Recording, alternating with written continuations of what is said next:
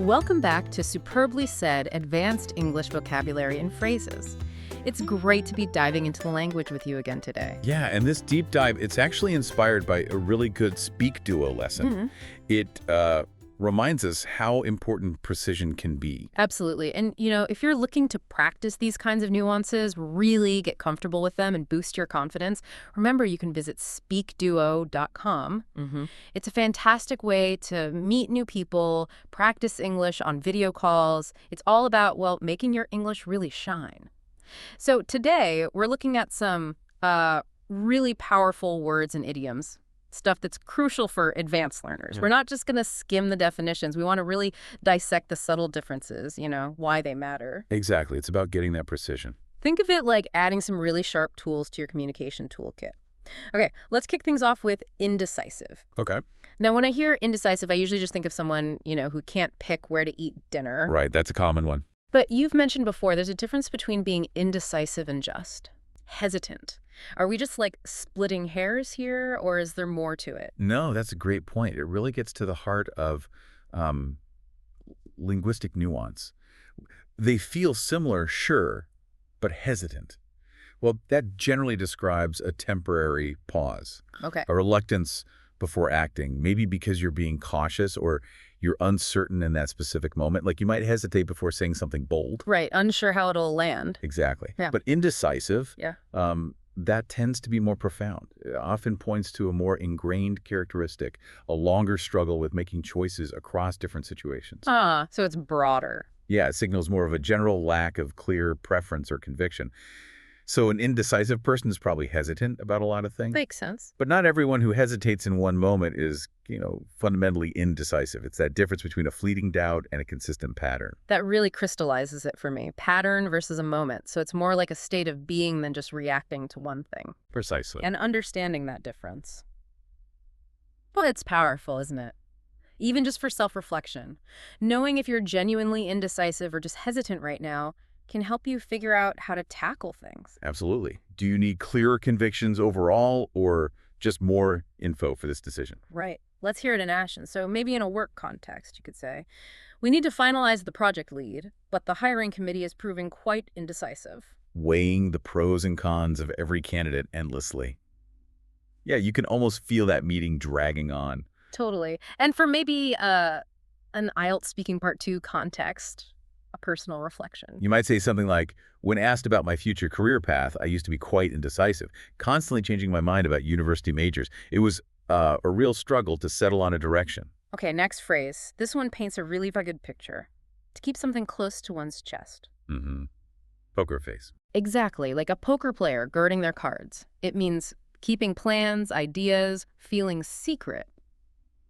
But how is this different from just, keeping something a secret? Is there like a strategic angle? Absolutely there is.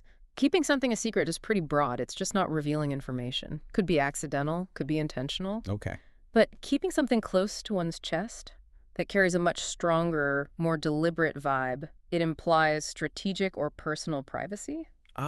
Calculated. Right, a calculated withholding of information, often to protect an advantage, maybe avoid premature judgment, or stop others from influencing or, copying your ideas too early. Like the poker player protecting their hand. Exactly. You don't just keep it secret, you keep it close to prevent tells, stop opponents reacting too soon. It's about control, leverage. So it's not just confidentiality, it's actually managing information strategically. That's a great insight thinking about power dynamics. In business, definitely. Or even setting personal goals, maybe. It really highlights how information itself can be an asset. Okay, examples. Work scenario. The startup founder kept her innovative business idea close to her chest until she had secured initial funding and patented the technology. Smart move. She wasn't letting anyone sweep her idea. And maybe for personal goals, like in an IELTS answer. You could say, I tend to keep my personal goals close to my chest. I prefer to work on them quietly until I've made significant progress, rather than, inviting premature opinions or pressure. Moving on, another great idiom that speaks to adaptability. To see which way the wind will blow. I like this one. It means waiting, observing how things develop before you act. It's about reading the room or the situation, isn't it? How does that compare to just the very general, to wait and see? Yeah, good distinction to explore. To wait and see is super general, just delaying action. Doesn't really say why. You might wait and see if it stops raining. Right. Passive. Pretty passive. But to see which way the wind will blow, that specifically implies you're observing external conditions, trends, opinions, whatever. Okay. You're trying to understand the prevailing direction, the likely outcome, before you make your move. It suggests you're actively assessing these unpredictable forces. So you can adapt your strategy. Exactly. You're not just passively waiting. You're actively observing the currents to figure out your next step. It's about anticipating shifts. That active observation part is key then. Strategic patience, environmental awareness, vital in so many areas. Politics, markets, you name it. It's a good reminder that sometimes the best action is actually, well, intelligent inaction while you gather data. Well put. Let's put it in context. Work setting. Before committing to a large-scale international expansion, the board decided to see which way the geopolitical wind would blow. Yeah, they needed to understand the global climate first. Makes sense. And maybe an IELTS-speaking Part 2 answer about a life decision. You could say. Regarding university applications, I waited to see which way the wind would blow with scholarship offers before accepting any specific place. I wanted to ensure the best possible fit, you know. Good one. Okay, our fourth phrase. To hedge one's bets. This is a good one. Protecting yourself against loss by backing multiple options. Sounds like risk management in idiom form. It does. So how does it stack up against just playing it safe? Well, playing it safe, Yeah. that often means just choosing the least risky path. Or maybe avoiding risk altogether is purely defensive. Right, like staying out of the game. Kind of. Yeah. But hedging one's bets is a more active strategy. It's about mitigating risk by diversifying, spreading your exposure across several options. Okay, so you acknowledge the risk exists. Exactly. You acknowledge it, but you aim to reduce potential losses. And often, you still hope to get some gain from one or more of your options. It's not simply avoiding risk entirely. So intelligent risk-taking, not risk avoidance. Precisely. It's the classic, don't put all your eggs in one basket idea. Comes from gambling originally, but now it's everywhere. Finance, strategy. That's a really helpful distinction. It's about being shrewd when things are uncertain, not just, ducking out. Reminds me of hope for the best, prepare for the worst. That's a good connection. It's a very practical approach. Okay, work example. Our investment team advised us to hedge our bets by diversifying our portfolio across different industries. To minimize the impact of any single market downturn. Yeah, classic advice. And for an IELTS context, maybe job searching. You could say. When I was applying for jobs after graduation, I made sure to hedge my bets by applying to a wide range of companies, not just my top choices, to increase my chances of securing an offer. Sensible strategy. Okay, next we dive into something fascinating from psychology and economics, loss aversion. Ah, yes. Powerful concept. It describes our tendency to avoid losses more strongly than we seek gains. It's a huge driver of behavior, often subconscious. But I imagine there's a difference between loss aversion and just general risk aversion. Oh, absolutely. And it's a crucial difference, thanks largely to psychologists like Kahneman and Tversky. Right. Risk aversion is broader. It's a general preference for certainty over uncertainty, just a basic discomfort with taking chances. Okay. Loss aversion, though, is a specific cognitive bias. It's where the psychological pain of a loss feels roughly twice as powerful as the pleasure from an equivalent gain. Wow, twice as powerful. Approximately, yeah. So it's not just about avoiding risk in general, it's about that asymmetrical emotional response we have. Losing something hurts much more than gaining the same thing feels good. That's huge. It is. And this bias deeply influences decisions, personal finance, policy. Yeah. It often makes us irrationally cling to what we have. Even letting go might actually be better overall. That really explains a lot about resistance to change, doesn't it? The pain of giving up the old often outweighs the perceived benefit of the new. Exactly. It makes change inherently difficult, explains resistance to innovation too. You see it everywhere, like in marketing. Definitely. Marketing campaigns often leverage loss aversion by framing offers in terms of what customers might miss out on if they don't act. Rather than just what they stand to gain if they do. Clever. It is. And maybe for an IELTS answer about human behavior. You could observe. I think loss aversion plays a significant role in why people are often reluctant to sell old possessions, even if they're no longer useful. The thought of losing them feels worse than the benefit of gaining space or money. Mm-hmm. Very true. Okay. Number 6, something many of us know from school or work, a rough draft. Yep. The messy first attempt. Exactly. An early, unfinished version, that first unpolished go. How does a rough draft differ from, say, an outline or just notes? Good question, because people sometimes use them interchangeably, but they really are distinct stages. Right. An outline is usually that structured list of points, the skeleton, the framework. Notes are often more fragmented ideas, raw data, maybe unorganized thoughts. Okay. But a rough draft is a preliminary, complete but unpolished version of the whole thing. An essay, report, script, whatever. So it has all the main parts. Yeah, it contains the main content and the structure. It's a full body of work, but it still needs significant revision, editing, refining the details, the language, the flow. Like a blurry picture that needs focusing. Perfect analogy. Yeah. It's the whole picture, just blurry. It's about getting all your main ideas down, even if they're not perfectly worded yet. That makes sense. It's such a critical step, isn't it? Gives you something solid to react to and improve. Takes the pressure off getting it perfect first time. Absolutely. Frees you up. Okay, examples. Work context. Please submit a rough draft of the annual report by Friday, even if you haven't polished all the data visuals yet. We need to see the content. Right. Focus on substance first. And for an IELTS essay strategy. For my university essays, I always start with a rough draft to organize my thoughts and ensure all arguments are present before I focus on grammar and style. It really helps with coherence. Good tip. Okay, number 7. To soothe one's ego. Dealing with feelings. Right. It means comforting or restoring someone's pride after a difficulty. Sounds like specific emotional first aid.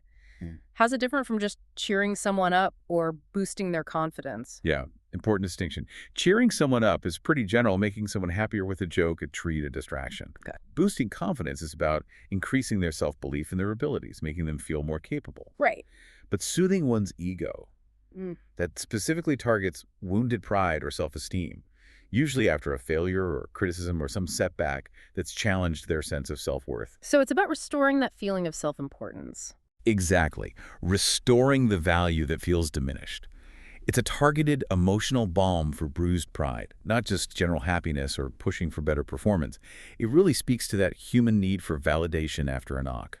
That's really insightful. It highlights how vulnerable our self-perception is and how important it is to manage that, especially if you're leading people. It's empathy for a specific kind of emotional injury. Well said. Okay, examples. Work context. After the challenging performance review, the team leader offered some specific positive feedback on a recent success to soothe his team member's ego, reminding him of his value. Nice touch. And an IELTS response about coping with failure. You could say, when I don't achieve a goal, I try to remind myself of past successes and the effort I put in to soothe my ego and motivate myself to try again without letting disappointment take over. Good coping mechanism. Okay, finally, number 8, asymmetry. Pronounced asymmetry. Sounds technical. It does. It means a lack of balance or proportion, unevenness. It feels quite precise. Can you help us separate it from more general terms like imbalance or maybe disparity? Sure. Imbalance is very broad. Lack of balance could be ecological, power, anything. Yep. Disparity usually refers to significant differences in quantity, status, quality between things or groups, like income disparity or educational disparity. Got it. Asymmetry, though, specifically refers to the absence of symmetry, where parts or sides don't mirror each other in size, shape, or arrangement. It's about a precise lack of mirrored equality. So the key is the lack of mirroring. Exactly. It can describe a visual thing, art, design, but also distributions of power or information where you might expect mirroring, but it's not there. It highlights that specific non-correspondence. That clarifies it perfectly. It's not just unequal, it's specifically unsymmetrical. You see it everywhere, nature, human systems, and understanding it helps describe that unique unevenness accurately. Right. And appreciate when it's used intentionally, too. Good point. Okay, examples. Work context.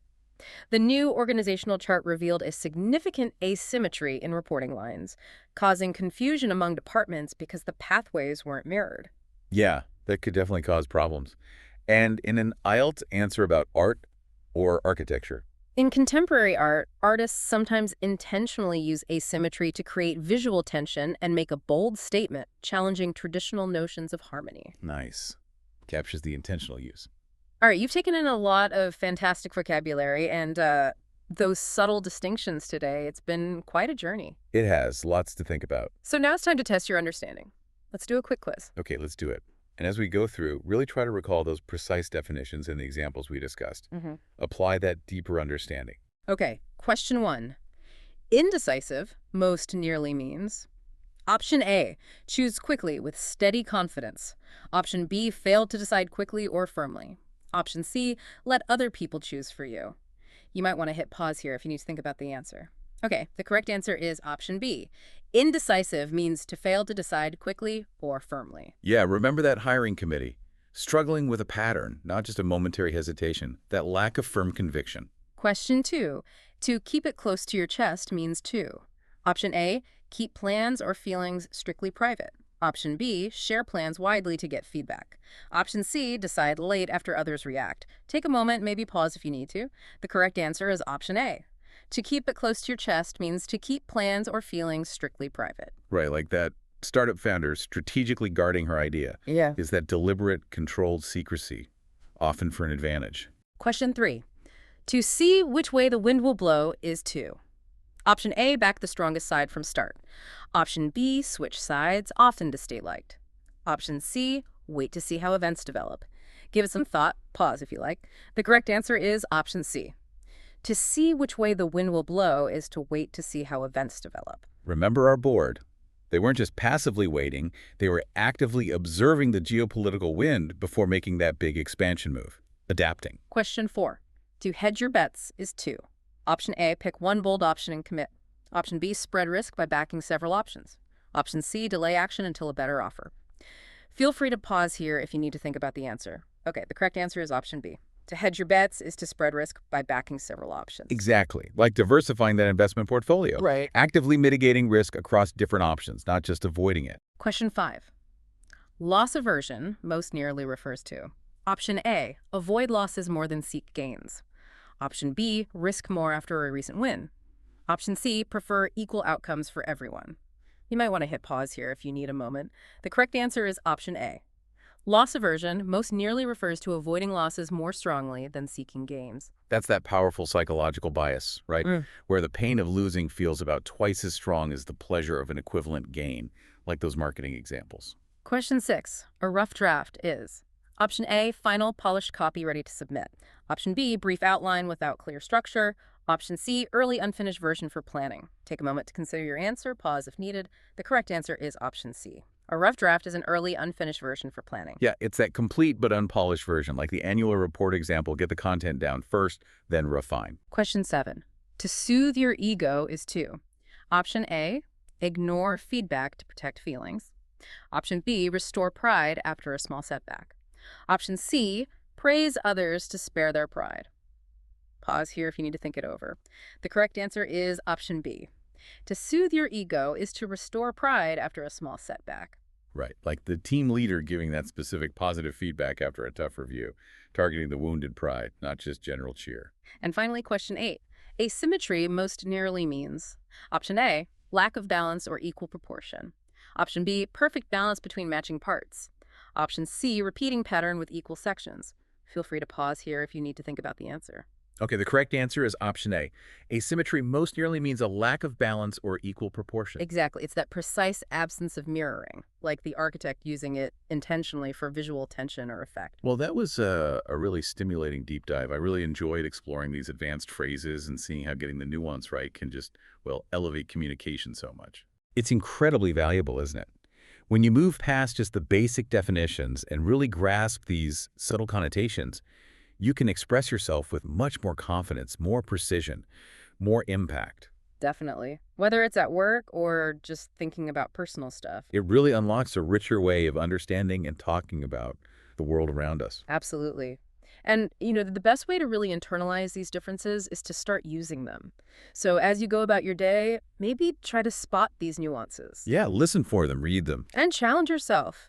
Try using one of these phrases today. Think about a situation where you might need to see which way the wind will blow before you jump in. And remember, if you want to actually practice using this new vocabulary, connect with other learners from all over the world, definitely visit SpeakDuo.com. It's a fantastic place for that real-world application. Builds confidence, too. Exactly. Don't just learn the words, live them. We look forward to hearing how you get on and to our next deep dive into language.